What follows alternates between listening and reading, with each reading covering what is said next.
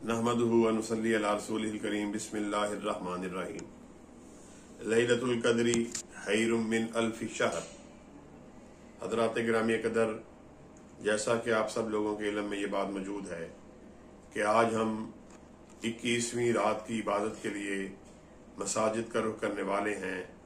21ویں روزے کے رکھنے کی تیاری ہو رہی ہے۔ آج پہلی طاق رات ہے اور یہ ان راتوں میں سے ایک رات ہے کہ جن راتوں میں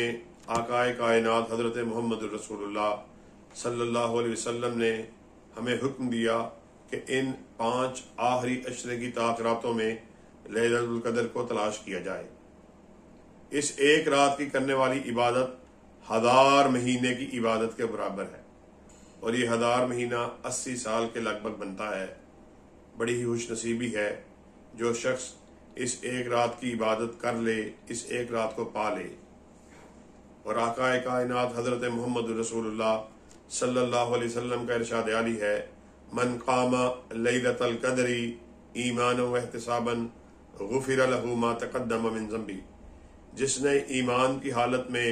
ثواب کی نیت سے لیلۃ القدر کا قیام کیا، اللہ رب العزت نے اس کے سابقہ سارے گناہوں کو معاف فرما دیا ہے۔ حضرات گرامی قدر، آقا کائنات ویسے تو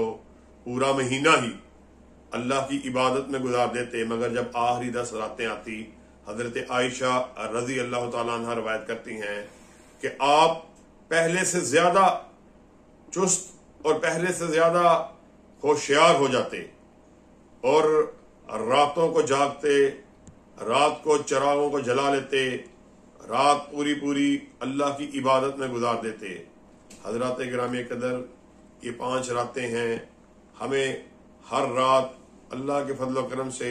اس کی دی ہوئی توفیق کے مطابق اپنے آپ کو عبادت کے لیے تیار کرنا ہے، اس کے روبرو اپنے گناہوں کے استغاثے کو دائر کرنا ہے،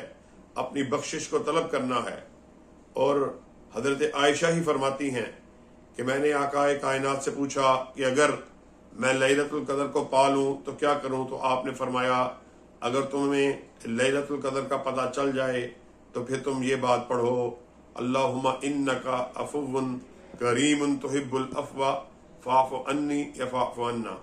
کہ اللہ رب العزت آپ توبہ کو پسند کرنے والے ہیں، آپ ہمارے گناہوں کو معاف کر دیجئے۔ حضرات گرامی قدر، یہ گنتی کے چند دن ایام معدودات بڑی تیزی سے گزر گئے اور پلک جھپکنے میں پتہ بھی نہ چلا کہ آج ہم 21ویں روزے میں 21ویں شب میں داخل ہونے جا رہے ہیں۔ تو آئیے ان آخری 10 راتوں کو، ان آخری 10 دنوں کو، اور بالخصوص ان آخری 5 راتوں میں